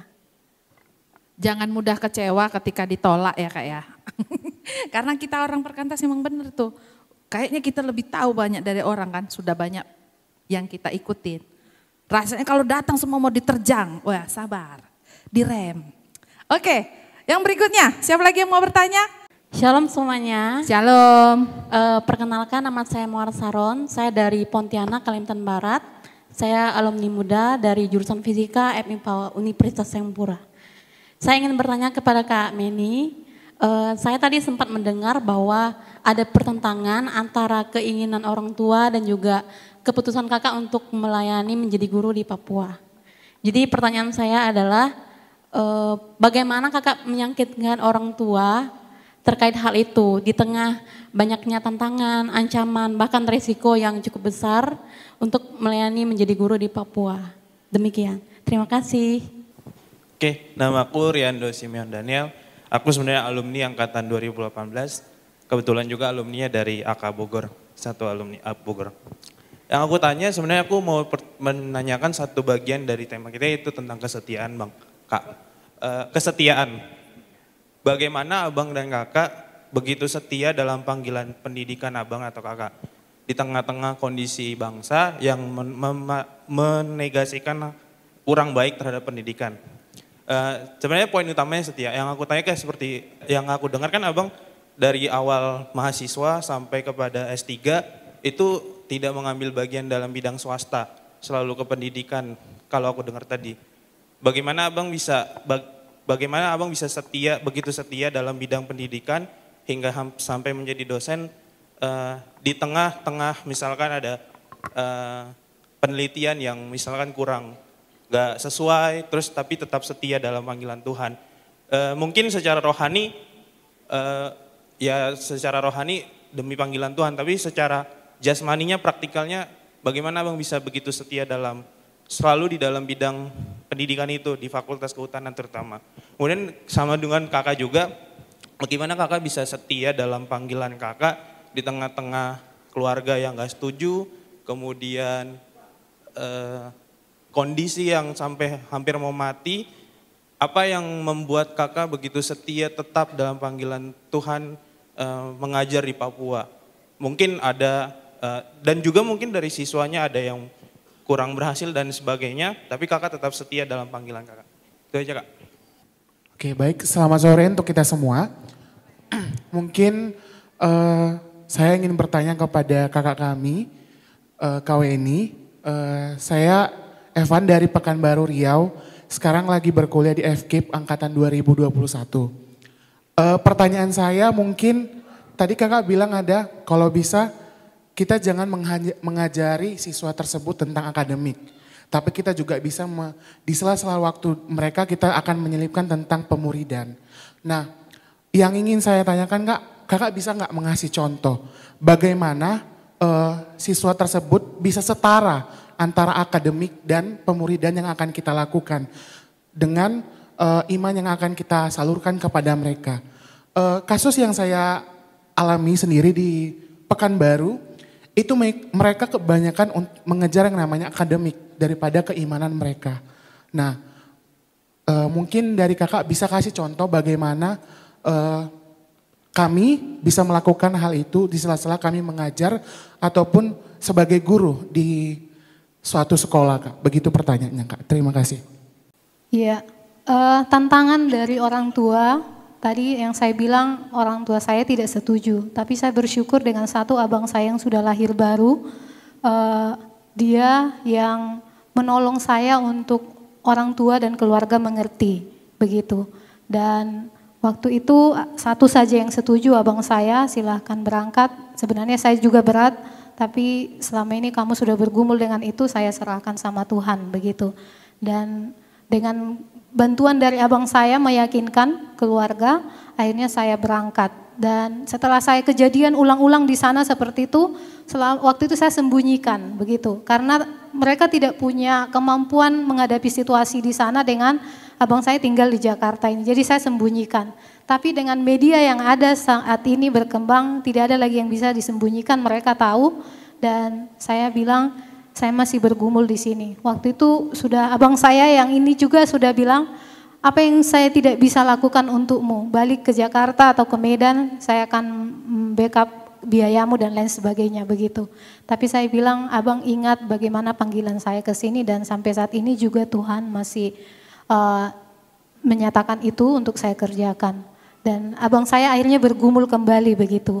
Dan terus bergumulan, sampai saat ini juga mereka bergumul dengan kondisi Papua yang makin kurang aman, begitu. Tapi saya berdoa sama Tuhan, Tuhan berdaulat juga atas keluarga saya, tolong berikan mereka keluasan hati untuk saya bermisi. Pelan-pelan mama saya itu, ya Meni sudah pilih seperti itu, jadi tapi saya lihat sampai saat ini masih baik-baik, begitu. Sambil saya terus, walaupun saya jauh di sana, saya tetap pergumulan untuk bagaimana keluarga mengenal Tuhan itu lewat handphone, lewat telepon, itu jadi pergumulan saya. Karena kalau mereka sudah mengenal Tuhan dengan sungguh-sungguh, saya mengerjakan panggilan Tuhan, harusnya mereka sukacita, begitu. Itu yang menjadi pergumulan saya. Satu-satu keluarga saya mulai meluaskan hati, belum merelakan sampai sekarang 100%. Tapi mereka meluaskan hati dan itu kedaulatan Tuhan menurut saya. Yang saya rasakan. Lalu langsung saja Kak, kesetiaan di dalam dunia pendidikan. Sebenarnya saya tidak setia juga ya teman-teman. Berulang kali saya bilang Tuhan saya kabur aja. Begitu, di mana saya nggak bisa ngajar gitu loh. Saya pasti bisa diterima di kota atau di kabupaten lain begitu. Tapi satu yang membuat saya tetap di dunia pendidikan adalah ketika saya merasakan panggilan Tuhan itu waktu saya di mahasiswa. Saya dimuridkan dengan baik begitu, saya menikmati pemuridan dengan sangat luar biasa dari kakak-kakak begitu. Dan yang Tuhan minta setelah saya mengalami semua itu waktu itu adalah kamu harus memuridkan orang melalui siswa, melalui sekolah. Itu panggilan yang sangat jelas begitu sama saya. Jadi itu bukan karena saya setia tetapi karena Tuhan sudah setia terlebih dahulu sama saya. Begitu, saya tidak bisa membayarkan semua yang Tuhan sudah kerjakan itu, tapi rasa syukur saya sudah diselamatkan, saya sudah dimuridkan, ada orang-orang yang berkorban untuk saya waktu di pelayanan mahasiswa, maka saya harus mengerjakan panggilan sebagai guru yang memuridkan. Itu yang menolong. Lalu contoh pemuridan yang saya kerjakan, teman-teman, pemuridan itu tidak hanya KTB ya, begitu. Ketika kita menjadi guru, ketika mulai dari kita mempersiapkan bahan ajar, kita berdoa untuk bahan ajar itu. Kita melihat apa kaitan, apa maksud Tuhan melalui materi yang akan saya ajarkan. Sebelum jumpa dengan siswa kita mendoakan mereka, begitu. Ketika kita di kelas menyapa mereka, tidak hanya mata pelajaran saya yang saya ajarkan, tapi kadang mereka akan sharing. Teacher, kalau kami misalnya panggil teacher, saya ada pergumulan seperti ini, saya punya mama seperti ini, begitu. Oh nanti kita cerita pulang sekolah ya, begitu. Jadi lewat hal-hal itu. Tapi tidak semua bisa, langsung satu kelas, satu sekolah kita muridkan, tidak bisa langsung begitu ya. Mungkin orang-orang khusus itu yang saya KTB-in begitu. Tapi secara tidak langsung lewat pengajaran, lewat interaksi di dalam kelas, mereka bisa merasakan Tuhan dari kehadiran saya. Karena saya sudah berdoa untuk mereka. Roh Kudus bersama-sama dengan saya. Pasti mereka merasakan itu di dalam setiap saya hadir begitu.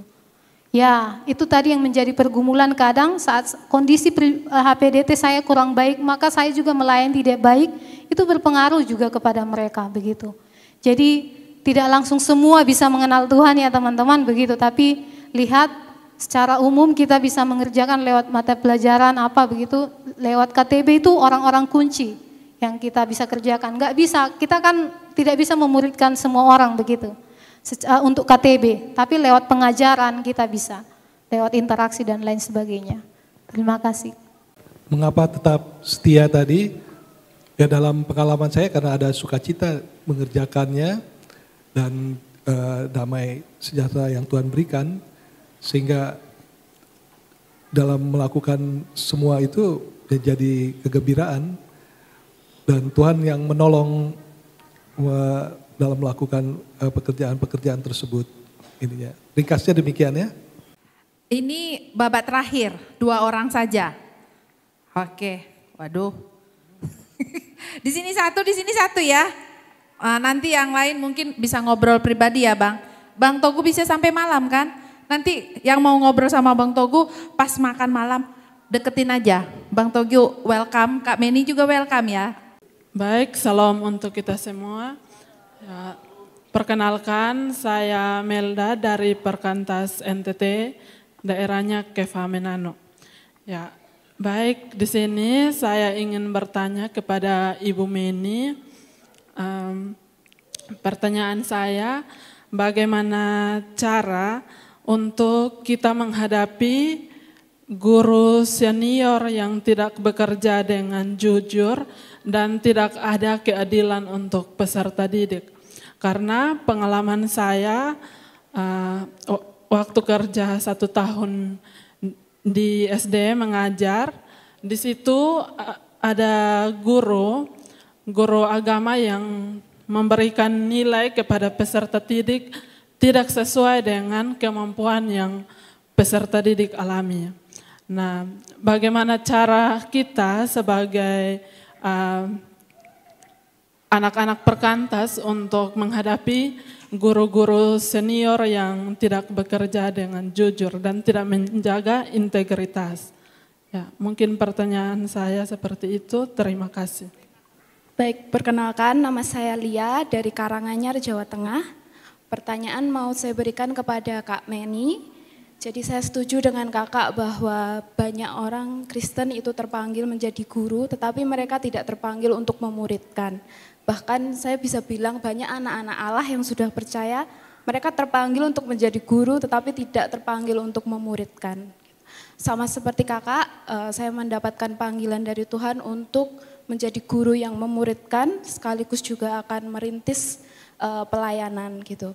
Kalau kakak di Papua, tetapi kalau saya karena kondisi orang tua itu tidak bisa membuat saya jauh dari rumah dan Di tahun ini saya ikut tes P3K dan lolos di Kabupaten Ngawi, Jawa Timur gitu. Jadi sebentar lagi saya akan ke sana untuk menjadi guru dan mau merintis pelayanan di sana. Lalu pertanyaan saya kepada kakak adalah, karena ini merintis ya, baru memulai, saya sendiri juga belum pernah ke sana, saya tidak tahu bagaimana budaya anak-anak yang ada di sana. Jadi pertanyaannya, bagaimana kakak pada saat itu memulai perintisan pelayanan di situ? Karena nampaknya kalau di Papua, karena itu kantong Kristen ya, jadi banyak anak-anak Kristen, tapi mohon nanti diklarifikasi apakah memang mudah gitu untuk menjangkau mereka, karena kalau kondisinya di Jawa Tengah, Jawa Timur, itu sulit gitu untuk mendekati anak-anak untuk diajak belajar KTB, karena mereka lebih memilih untuk ikut organisasi, ikut kayak ekstrakurikuler, itu yang menjadi fokus utama mereka dan agak sulit gitu untuk diajak.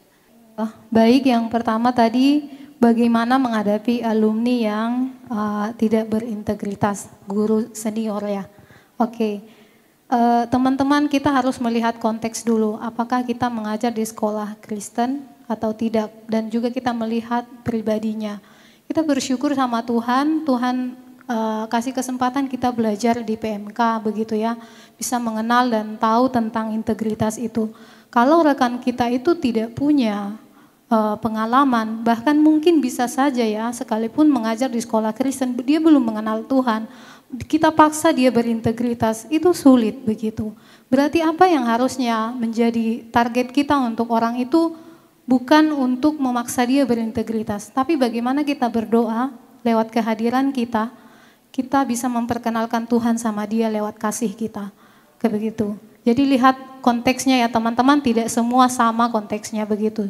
Nah kalau dia sudah mengenal Tuhan dan saya pasti dia akan mengerjakan itu, tapi sekalipun mungkin dia Kristen tapi dia tidak berintegritas begitu, area itu mungkin bukan ranah kita begitu, tapi kita bisa mendoakan dia dan juga bisa menyatakan dengan kasih begitu.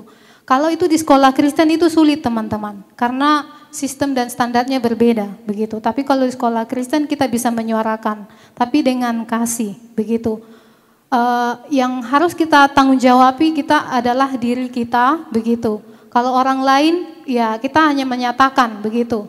Kalau bisa kita berdoa menjadi pimpinan begitu, menjadi kepala sekolah supaya kita bisa menolong guru-guru mengenal Tuhan dan punya integritas. Jadi teman-teman mendoakan itu, jangan hanya jadi guru gitu.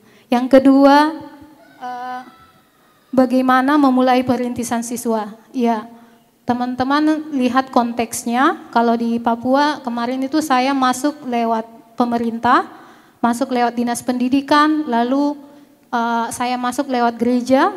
Lewat gereja itu sangat strategis. Banyak anak-anak di sana, anak-anak sekolah minggu, Nonce, Yomince yang ada di sini tuh anak-anak sekolah minggu yang ada di sana juga yang kami layani, begitu yang menjadi siswa. Berinteraksi dengan baik dengan orang tua siswa, dengan masyarakat melalui gereja, melalui sekolah, begitu.